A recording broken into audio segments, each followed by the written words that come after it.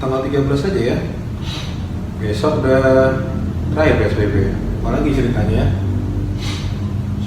Nah,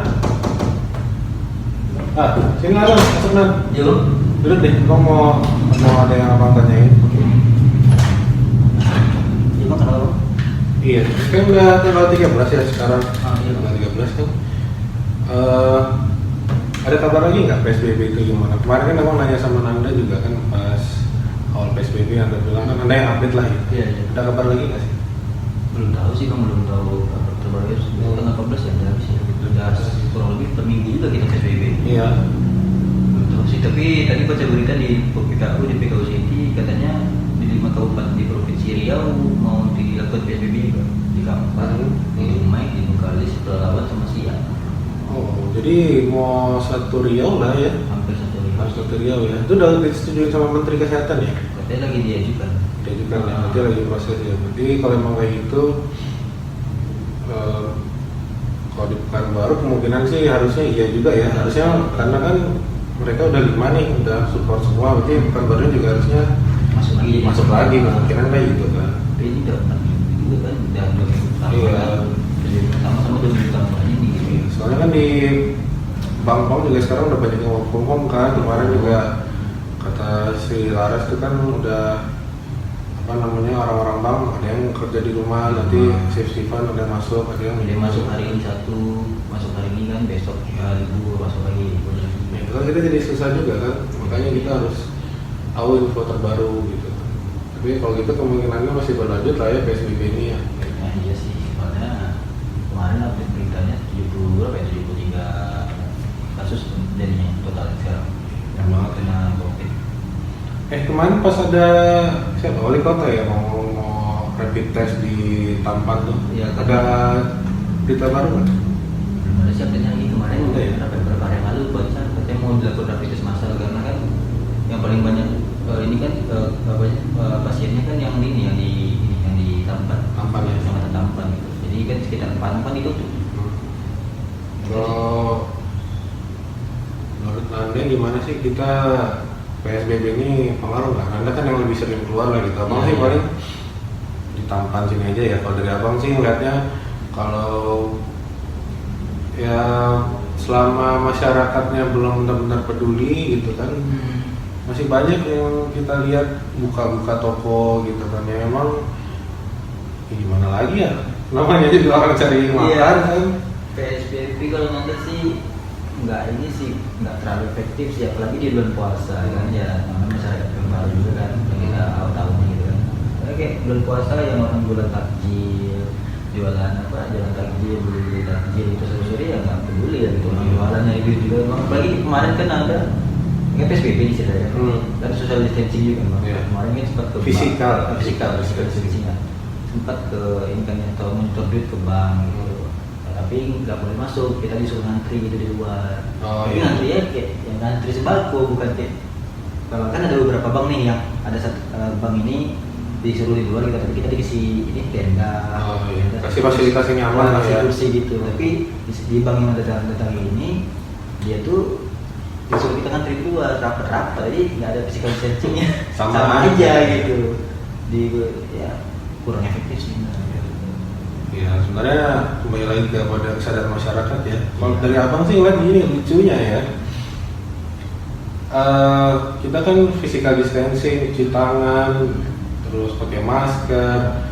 Ya masih banyak lah ya kayak pasar-pasar dekat-dekat sini kan, di dekat-dekat Kubang, Kuala dan sekitar ini kan suka lewat gitu ya. Abang kan rutinnya ini aja. Iya. Masih banyak gitu yang nggak pakai masker, boro-boro pakai masker, pakai helmnya susah gitu. Abang mikir gini, orang sini tuh orang pakai helmnya susah, pakai masker susah, boro-boro gitu disuruh meremeh susah. Kayaknya Indonesia itu belum matian gitu ya. Iya, tapi negara yang malaikat gitu. Orang jadinya mikirnya kayaknya orang lebih takut duit sih, lebih takut punya duit. Lebih takut nggak ada ekonomi. Iya, tapi kan maksud abang kalaupun PSBB-nya ini dilakukan dengan disiplin, dengan tegas gitu kan, dari masyarakat juga peduli gitu Iya. kan mungkin cepat selesainya. Tapi ya namanya Indonesia kayak jangan kan yang gitu bang, kayak gini ya, lebih takut dengan Allah daripada corona gitu. Iya kan? Emang harusnya begitu. Iya, tapi karena kan namanya penyakit ya bang. Iya. Namanya penyakit. Ya walaupun gimana pun kita harus tetap menjauhi penyakit gitu. Iya. Soalnya kalaupun kita nggak cepat-cepat selesai, maksudnya ibaratnya karena kita nggak disiplin diperpanjang lagi kan, jadinya ya nggak selesai masalah ekonomi pun makin panjang permasalahan. Yang penting berat kita misalkan 2 minggu, ya udahlah gimana caranya gitu kan, ya susah sih memang, tapi paling nggak disiplin lah gitu, disiplin dari diri sendiri. Kalau memang harus keluar, ya keluarnya sesuai dengan anjuran, social distancing, pakai masker, cuci tangan dan segala macam kan. Ya tapi kalau kita lihat sekarang ya gimana gitu ya, bisa juga. Ya kalau ke pasar masih make sense lah gitu kan. Orang belanja buat sayur, ikan, ayam atau apa gitu kan. Tapi orang-orang di takjil itu kan bisa ditahan, bisa makan di rumah, bikin sendiri. Kenapa gitu kan ya. Pengen sih sekali-sekali, cuman ya kalau sampai berdepetan rame gitu kan. Ada yang di Jawa atau di mana ya lupa juga. Dia bikin meja-meja takjil jualan takjil itu ada jarak-jaraknya. Nah itu jadi enak gitu. Kalau ini kan masih sama aja. Ini juga gimana ya di Jawa, di Semarang kan gimana tuh? Ya kayak pasar gitu dikasih jarak juga kan, 1 meter Iya. gitu kan. Misalnya di sini itu kan, di sini yang gitu dikasih jarak. Jadi enak gitu kan. Tapi sekarang ya ke pasar kayak gitu. Sekarang takjil lah yang itu kan bukan kebutuhan primer gitu kan. Jadi kecewa juga sih, maksudnya ya gimana gitu. Jadi pemerintah pun pasti bingung ya. Nanti pun sore pulang ke Kuala kan gitu. Orang rame ini nggak peduli. Iya nggak peduli. Ada pakai masker gitu kan. Ya udah kebal mungkin. Iya. Antibody. Misalnya gini kan ada yang sempat nge-share tuh kan. Sehari itu 50 juta atau berapa ya? Pokoknya sampai puluhan juta deh. Amin. Biaya untuk penanganan COVID itu. Jadi ada satu bapak-bapak kalau nggak salah deh. Nah dia tuh entah gimana caranya pokoknya nggak dapat atau nggak masuk ke fasilitas rumah sakit rujukan yang dituntut pemerintah kayak yang di TV itu kan. Nah jadi dia akhirnya ke rumah sakit swasta untuk menangani COVID ini. Memang dia ada di swasta, cuma biayanya besar banget gitu. Nah coba kadang-kadang pengen juga sih kayaknya rasa dalam hati tuh rasain lu gitu kan. Lu sih nggak nurut gitu kan sama orang-orang kayak gitu. Cuman kan ya nggak mungkin juga gitu. Cuman ya kalau sampai kayak gitu baru berasa gitu kan. Kita udah nggak punya duit. Nah sekarang kan orang mikir kalaupun kena dibayarin pemerintah. Jadi penanganannya kan butuh waktu lama. Iya. Kayak kemarin wali kota Bogor itu Pak Bima itu kan kena COVID 22 hari jadi isolasi. Iya. Dan itu juga ya yang pas wawancara itu kan sama Deddy Kobuzier kalau nggak salah kan di net atau di mana ya, net ya, yang subuh itu kan. Iya, subuh net. Nah itu dia baru ngomong kalau di Bogor itu orang nggak percaya, dan dia ngomong kan emang harus kena dulu orang di Bogor ya baru pada physical distancing. Ternyata sorenya dia positif kena, langsung besoknya sepi katanya. Nah itu yang kayak gitulah. Jadi masa ya harus sampai segitunya? Orang masih bodoh amat dalam itu kan. Kayak penyakit apa itu biasa aja gitu. Paling orang Indonesia namanya anggap memang biasa gitu. Iya. Padahal pokoknya kena.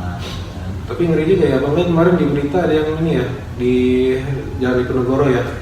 Itu apa, orang-orang pada nunggu sembako ya. Oh iya, ada sekitar di sepanjang jalan dekat FK Undri, Bintaro Keris di jalan Diponegoro sekitar 50-an orang. 10 orang ya? Iya, Ada kesana ada? Sempat ngeliat langsung? Sempat sih waktu itu pulang dari ini kan, mau pulang ke rumah, mau pulang ke rumah ya. Kan saya beli masker kan di kota kan, kelupaan beli masker. Oh, tinggalan beli masker. Nah, apa? Jadi ada ibu-ibu sama anak-anak di situ. Jadi anak biasanya ibu anak kan ada biasanya dengar anaknya ngomong, "Mak, kapan orang-orang yang bagi sembako yang datang?" gitu. Ini mikir bagi sembako gitu. Berarti kita di sini nungguin bagi sembako orang-orang gitu ya. Ya, makanya marah sama gitu. malah dimarahin juga. Diem kau gitu. Jadi kayak ya kalau kemarin tuh cuma 1-2 waktu itu yang dari tapi sekarang dari 50-an ya gitu ya. Terus hampir ini sih kayaknya ya beda hampir kayak sepanjang trotoar itu ya. Iya. Jadi info BKU ya beritanya. Abang masih lihat tuh di mana ya? Proses tuh kalau masalah. Tapi ya mungkin itulah kita masih bersyukur lah ya, masih dapat penghasilan kerja gitu kan ya. Tapi tetap juga di warga-warga yang tidak mampu ya kerjanya harian yang terganggu gitu kan. Apalagi yang kemarin kan masalah ojek online kan sempat bermasalah juga tuh yang dia nggak bisa ngangkat penumpang gitu kan. Mungkin juga kita nggak tahu juga sih, kalaupun di posisi mereka ya mungkin kita melakukan hal yang sama, cuman intinya ya sekarang bersyukurlah kita udah masih bisa hidup dengan intinya makan bisa lah hidup dengan sampai situ. Ada juga sih kemarin di malam ya baca berita dia yang melanggar PSBB itu kena hukuman pidana. Oh iya. Denda mulai dari 200.000 sampai 1 juta. Jadi dia 11 orang itu ya kalau nggak salah. Dia melanggar PSBB kena dia disidang tadi. Iya. Sidang Online tuh kan. Yang ini yang lucu tuh apa? Si ada yang mudik itu gimana ya? Yang mudik yang masuk dalam mobil truk itu loh. Oh, yang ini mobil apa? Mobil bukan derek gimana? Mobil yang angkut mobil. Iya. Jadi di dalam mobil itu ada satu keluarga. Nah, tapi dalamnya ada orang gitu. Mau mudik diam dia. Gimana corona mau pergi ya? Ya selama kita masih colong-colongan kayak gitu kan, ya kapan selesainya? Ratusan juta loh. Ada juga berita kemarin di mana ya? Bang lupa juga daerah mana gitu. Dia mudik, ternyata yang orang mudik itu positif corona. Oh iya ada kan? Daerah mana? Di Jawa ya? Ada Jawa. Jawa. Jadi dia katanya mudik, dia menghindari itu menghindari tes gitu lah katanya. Oh, jadi mudik dia ternyata tes di kampungnya positif ya. Kebanyakan orang Indonesia ini pada takut untuk diobati gitu kan. Terus ini juga nggak jujur. Anda kan juga baca-baca tuh di story Instagram, di berita-berita di Instagram, Twitter. Jadi dia ini sebelumnya udah kena corona, udah pernah tes positif corona, tapi dia nggak percaya, keluarganya nggak percaya, dilindungi gitu, takut jadi aib. Iya. Dites lagi, bilang cuma penyakit biasa gitu yang belum mampu. Dites lagi sama perawat, positif lagi sama perawatnya nggak pakai APD, karena kan dibilang cuma sakit biasa kan. Iya. Tes lagi, ternyata dia positif itu corona. Perawat takut karena kan dia bersentuhan gitu, nggak jujur itu. Jadi dari pasiennya nggak jujur, keluarga lainnya juga menutupi, takut jadi aib gitu. Karena memang benar-benar aib lah gitu ya.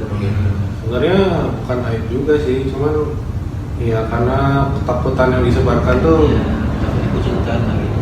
Apa namanya besar banget dari informasi gitu, kadang-kadang apalagi masih ribut kan sekarang antara pemerintah pusat, pemerintah daerah beradu argumen ini yang benar gitu kan. Sekarang PSBB mau lockdown, yang waktu itu Pak Anies kan Jakarta, Pak Anies udah teriak-teriak minta lockdown, cuma kan sama pemerintah pusatnya nggak dikasih. Yang kayak gitu kan nggak ada koordinasinya nggak satu jalan lah. Jadi ya jadi ketakutannya yang besar gitu. Sekarang udah buka bandara udah buka juga. Udah buka ya? Udah buka katanya.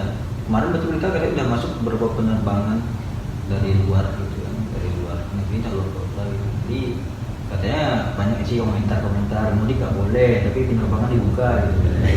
Ya gitulah jadinya kan lucu gitu. Ya mudik, terus ada juga yang mudik boleh kalau untuk kepentingan tertentu gitu.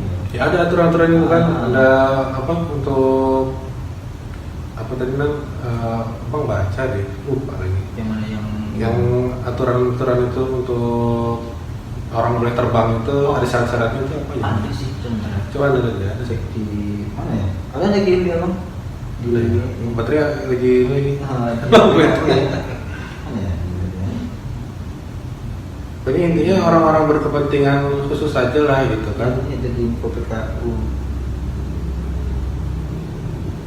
Nah yang katanya sih boleh terbang tapi ada syarat-syaratnya, syarat dan ketentuannya. Yang pertama itu Sebutin aja beberapa lah. beberapa, katanya sih yang beberapa banyak.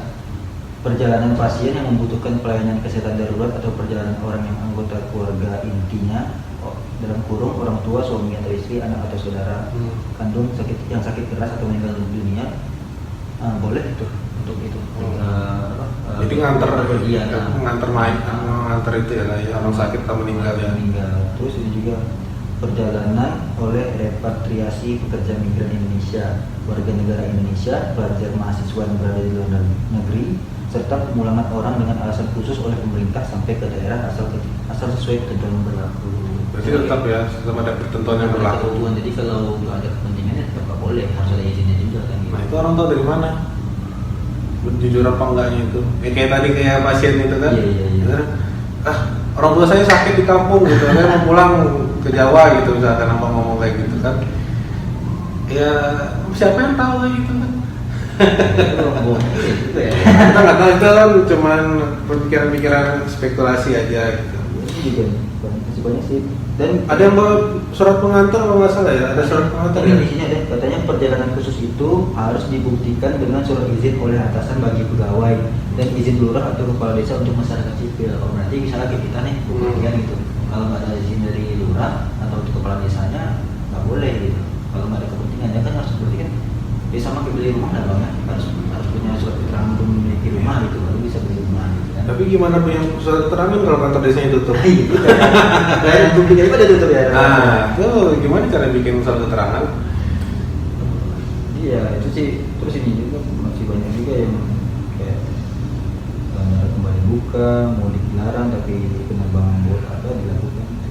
Terus ini juga kalau nekat mudik katanya sanksi ini akan diberikan info PKU. Kalau di Pekanbaru di bang, setidaknya ada 5 pintu masuk dan keluar kota Pekanbaru yang dijaga dan diawasi. Kayak di ini diantaranya di depan U-turn pusat kerajinan Dekranasda Kota Pekanbaru, lintas barat, depan Masjid Baitur Rahman Pantai Cermin, dekat Polsek Rumbai lintas utara, depan SPBU Simpang Pesantren Pasir Putih lintas timur, dan Simpang Kuburan Teratak Bulu lintas selatan. Pokoknya di titik-titik gitu ya. Itu kan jalan-jalan apa namanya, perbatasan lah mau keluar kan. Emang nggak boleh sih bang ya. Tapi gimana juga PSBB sulit. Iya, sebenarnya sih kita dukung program pemerintah kan, cuman kalau kita doang tapi yang lain enggak, ya sama aja gitu kan. Kadang-kadang itulah kita miriskan, kita ada teman-teman abang cerita gitu kan. Gua ngeliat gitu pasar orang pada belanja takjil, ya gua merasa bodoh aja gitu, ngapain gua di rumah selama ini, yang lain aja pada keluar kan gitu. Jadi kecewaan itu kita udah sudah menjadikan menurut sama pemerintah, cuman kok yang lainnya lucu gitu kan, malah berkeliaran. Berapa tapi dilarang kok dia nggak dilarang. Iya. Kalau ini tidak misalnya yang lain bandingan gitu. Kalau dia nggak akan habis. Iya, tapi ya intinya sekarang gimana kalau menurut anda PSBB ini? Menurut pendapat anda aja deh, perlu nggak diperpanjang? Kalau anda sih, ini kan jam lebaran juga ya bang. Kayaknya nggak perlu ada lagi bang. Ya sekarang nih tadi dengar berita juga, baca-baca katanya masyarakat yang di bawah usia 45 tahun boleh beraktivitas kembali seperti biasa. Iya, teman kan itu jadi pro kontra juga kan. Ini kok sekarang apalagi 45 tahun kan ibaratnya udah berumur juga gitu. Di bawah 45 tahun. Risikonya kita lagi dihimbau ya udah boleh beraktivitas. Ya, tapi rata-rata yang masih beraktivitas aktif ya di 45 ke atas masih ada juga. Iya. Kayak anda lagi itu kan masih kerja juga kan umur 53an gitu. Nggak bisa juga. Orang-orang kalau udah masalah isi perut tuh susah lama. Jadi kalau dari anda sendiri lebih enggak itu ya? Nggak efektif. Efektif. Ya. Apalagi Tapi ya. kalau misalkan dibuka nambah tinggi lagi, penyebaran COVID-nya gimana? Blunder kan? Blunder juga sih. Tapi kalau di PSBB lagi orang nggak makan, susah juga kan? susah mau itu gimana satu ya kalau baca-baca komentar netizen ya gitu ya. Nah, Indonesia itu ada aturan tapi aturannya udah dilanggar ya. betul. Tapi kan kita nggak mungkin juga melanggar yang kayak gitu. Padahal taruhannya nyawa loh. Ya kayak itu lah. Sekarang lucu kan ya mau bilang tadi orang disuruh pakai helm aja susah gitu. Itu kan nyawa juga. Ngerem tuh nyawa juga. Ya mungkin ya emang pelajaran yang paling apa namanya ya kan harus kena dulu, harus ada kasus dulu baru berasa takutnya. Itulah yang kayak kemarin diceritakan sama wali kota Bogor tuh kan udah ada COVID-1 langsung kocar kacir kan. Awal-awal COVID menyebar santai-santai aja Indonesia kebal COVID gitu ya. Nah jadi lucu-lucuan di internet kan. Itu sih kan masih belum efektif aja sih PSBB-nya. Jadi ya kita ikut aja sih. Ya, berarti masih kalau misalnya apa PSBB nambah lagi berarti work from home lagi dong. Ya kalau emang Bosan juga sih di rumah. iya susah juga ya, maksudnya kita kalau work from home banyak PR gitu, maksudnya yang nggak bisa dikerjakan ya nggak seluas biasa kerja lah gitu Nah, kan. bang tuh waktu ini operasional juga terbatas. Iya. Jam 9 sampai Jam 9. Jam 2. Biasanya kan jam 8. Kemarin jam 3 kan? Jam 8 sampai jam 3. Sekarang dari 9 sampai jam 2. Habis zuhur udah bangun Coba kan, susah juga. Apa kemarin ke sini ke Panam ini Bangkok ke mana? Ini baru tutup susah banget ya sekarang. Awalnya katanya jam 3, katanya mundur lagi jam 2 ya. Apalagi jaringan offline gitu kan susah. Nah. Kemarin tuh ada tuh datang ke bank kan. Ini udah jauh-jauh datang dari ini, itu mau bayar ini itu. Ya, tahu jaringannya online, offline gitu. Ah gimana nih, nggak bisa kayak gitu dong. Kalau bapak tahu lah bang kan. Gas aja dia. Gas aja, mana peduli itu. Soalnya kewajibannya ada kewajiban harus dibayar juga kan. Iya. Misalnya cicilan rumah, cicilan motor atau yang ya, itulah masyarakat itu. Kalau kita sudah berbicara kebutuhan, kita nggak bisa ngelak juga. Orang yang hidup itu bayar kebutuhan yang dibeli. Itulah yang mudah-mudahan yang terbaik lah, biar cepat selesai. Nah ini juga, Anda mau ngerjain ini juga sih. Ada rencana apa lagi? Tapi yang tadi abang suruh ngerjain brosur. Oh ya brosur ya. Udahlah, jangan dulu. Ya, kasihan Anda. Udah.